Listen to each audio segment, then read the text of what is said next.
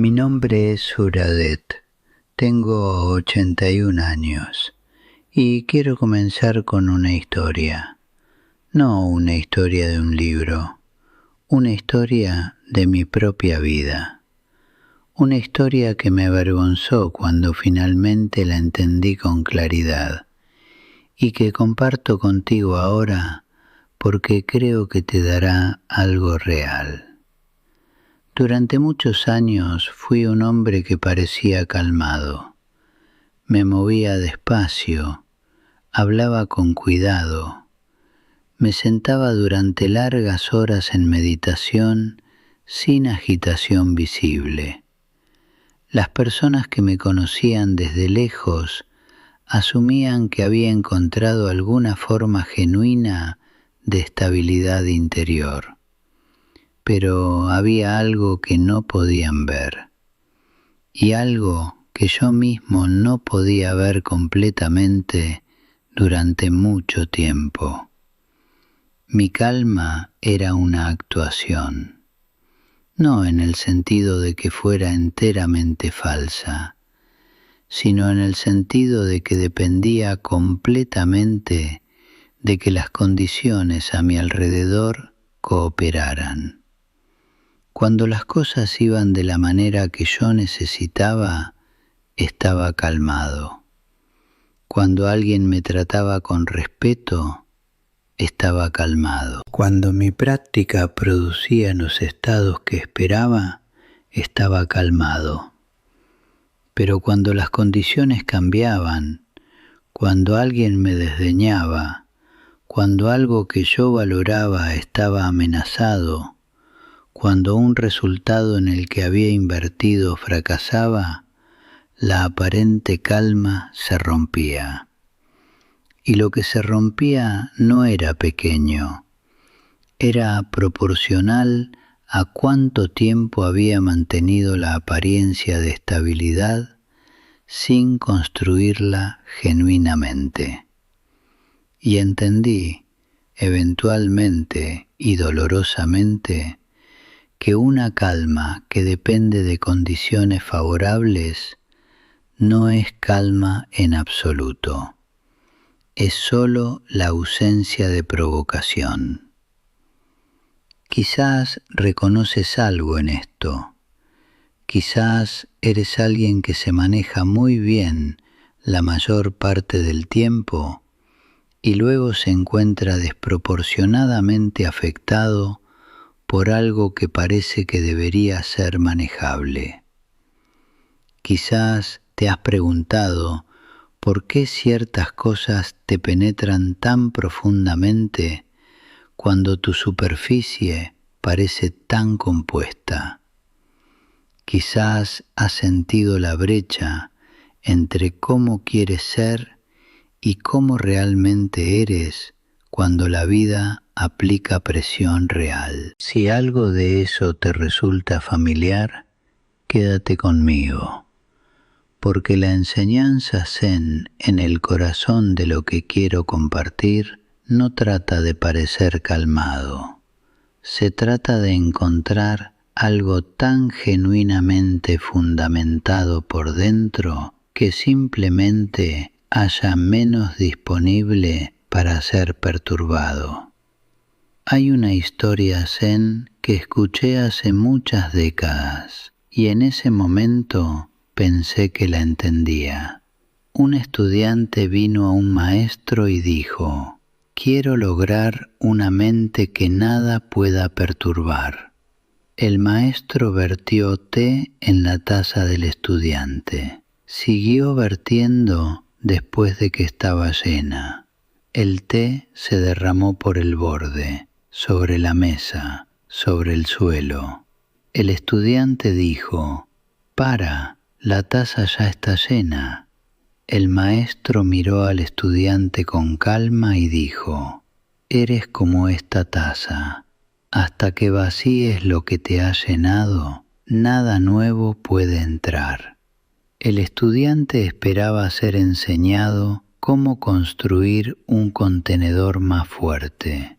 El maestro estaba señalando algo enteramente diferente. El camino hacia una mente que nada puede afectar no es construir mejores defensas, es vaciar lo que la taza ya está llena. Cuando escuché esa historia por primera vez, pensé que la taza estaba llena de cosas negativas, de ira y miedo y confusión, y me puse a intentar eliminar esas, pero eso no era lo que el maestro estaba señalando. La taza que necesitaba vaciar estaba llena de algo más sutil y más generalizado que las emociones negativas obvias. Estaba llena de opiniones que nunca había examinado, de requisitos que había puesto sobre la vida sin saber que los había puesto, de imágenes de cómo debería ser tratado y cómo deberían ir las cosas, y qué merecía y qué era inaceptable, de una historia sobre quién era yo que necesitaba confirmación constante del mundo a mi alrededor. Todo eso estaba en la taza, y todo eso era lo que me hacía tan fácil de perturbar. Verás, las cosas que más nos perturban profundamente casi nunca son las cosas en sí mismas. Son una brecha entre la cosa y nuestro requisito.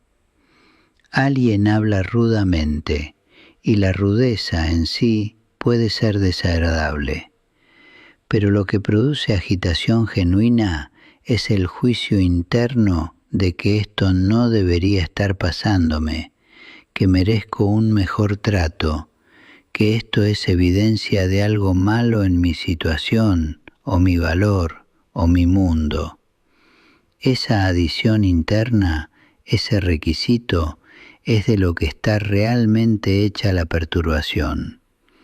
Elimina el requisito y lo que queda es simplemente un evento, desagradable quizás, pero no desestabilizador. And here's what I didn't understand then. El trabajo de volverse genuinamente inafectable no es el trabajo de volverse menos sensible, es el trabajo de volverse más honesto sobre lo que la taza está realmente llena, más honesto sobre qué requisitos estás cargando sin saber que los estás cargando, más honesto sobre dónde está realmente localizada tu identidad, porque casi siempre está localizada en algo que el mundo puede alcanzar y por lo tanto algo que el mundo puede perturbar. El enfoque zen hacia esto no es suave en el sentido en que esa palabra se usa a menudo. No mima. No te permite permanecer cómodo con explicaciones cómodas. Dice, mira directamente lo que es, no lo que debería ser, no lo que prefieres, lo que es. Y cuando miras directamente lo que es, sin añadir la narrativa de lo que significa y lo que dice sobre ti, y si coincide con tus requisitos, algo muy interesante ocurre. La perturbación pierde mucho de su combustible, porque el combustible nunca estuvo en la cosa misma, estaba en la historia que le estabas añadiendo a la cosa. Déjame describir cómo se ve esto en la práctica, no en meditación, en la vida diaria ordinaria. Estás en una situación que normalmente produciría agitación. Alguien ha sido desdeñoso. Algo no ha ido según lo planeado. Un viejo miedo ha sido activado por un evento pequeño. El proceso usual es inmediato. El evento desencadena la interpretación. La interpretación produce la emoción. La emoción produce comportamiento. Todo ocurre en lo que se siente como un momento continuo. Lo que la práctica Zen de calma genuina está realmente entrenando es la capacidad de introducir un espacio en algún lugar de esa secuencia, para notar el evento antes de haber entrado completamente en la interpretación, para ver la interpretación formándose antes de haberse convertido completamente en la emoción. Ese espacio, por pequeño que sea, lo cambia todo, porque dentro de ese espacio no estás simplemente siendo arrastrado, estás presente. Y la presencia genuina, es el terreno real de la calma que el Zen señala. Esto no es fácil. Vale la pena decirlo claramente. Todo lo que estoy describiendo requiere cultivo que lleva tiempo y que ocurre principalmente en pequeños momentos no glamurosos en lugar de en momentos dramáticos. Ocurre cada vez que notas que estás comenzando a ser reactivo y eliges respirar antes de responder. Ocurre cada vez que atrapas el requisito formándose y preguntas si ese requisito es realmente necesario. Ocurre cada vez que te quedas con la incomodidad en lugar de resolverla inmediatamente a través de la reacción. Ocurre en la textura ordinaria de los días vividos con un poco más de honestidad que el día anterior. No hay atajo, pero tampoco hay misterio. El camino es la práctica, y la práctica está disponible en cada momento. Lo que la mayoría de las personas no se da cuenta es que los maestros Zen, que parecen tan inafectables, no lograron esa cualidad a través de alguna dotación especial o a través de eventos dramáticos de iluminación. Lo lograron a través del trabajo paciente, repetido y no glamuroso de vaciar la taza, de examinar cada requisito, de cuestionar cada historia, de encontrar cada momento con tanta honestidad como podían traer, y luego volver a la honestidad cuando la habían perdido. La estabilidad que finalmente encarnaron fue construida de la misma manera que cualquier capacidad real se construye, a través de la repetición, a través del fracaso, a través del regreso, a través de la negativa a aceptar la actuación como sustituto de la cosa real. You know what surprised me most? Cuando comenzó a desarrollarse la calma genuina, no se sentía de la manera que había imaginado que se sentiría. Había imaginado que se sentiría como una especie de quietud elevada, un desapego de los movimientos ordinarios de la vida. Lo que realmente se sentía era más simple que eso y más humano.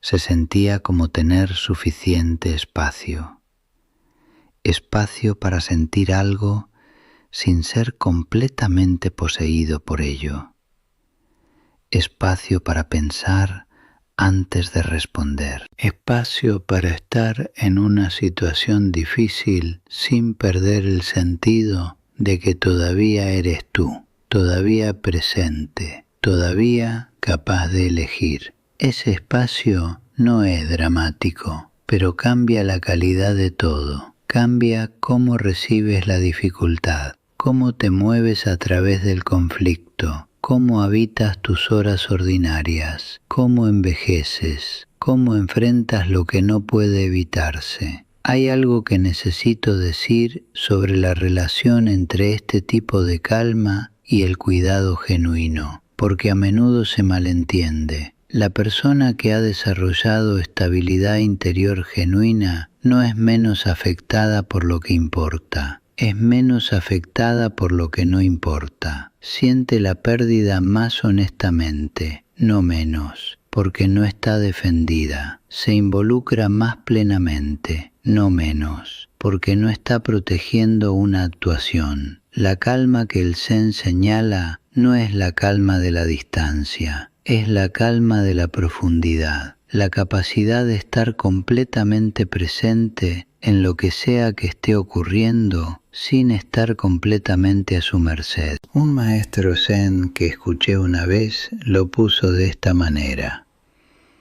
el árbol que sobrevive la tormenta no es el árbol que nunca se dobla. Es el árbol cuyas raíces van suficientemente profundas como para que doblarse no se convierta en romperse. La calma que no deja que nada te afecte no es rigidez, es profundidad. Y la profundidad viene del trabajo de vaciar la taza, de volverse más honesto sobre lo que estás requiriendo de la vida y de ti mismo y de otras personas, de descubrir lentamente e imperfectamente lo que queda cuando los requisitos caen.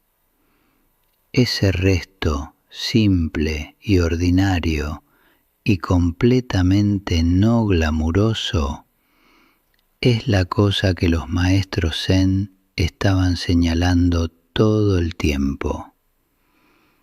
A mis 81 años todavía estoy trabajando en esto. Todavía encuentro cosas que me perturban más de lo que probablemente deberían.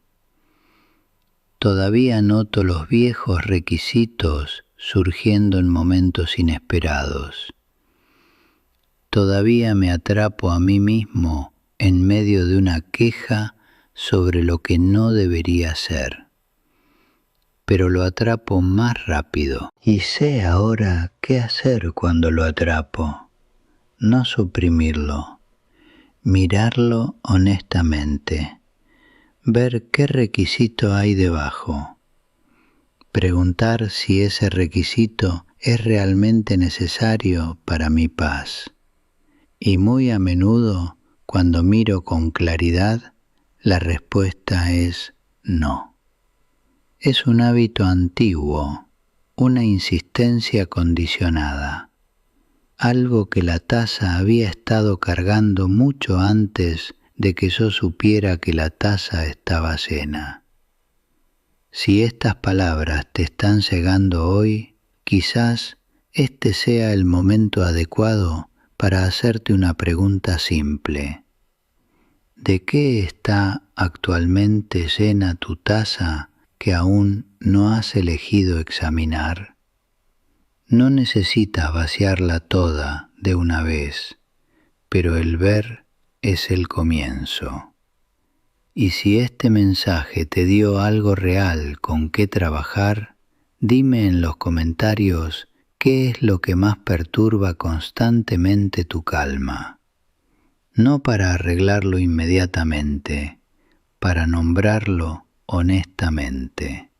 Porque a veces nombrar lo que llena la taza es el primer acto de comenzar a vaciarla.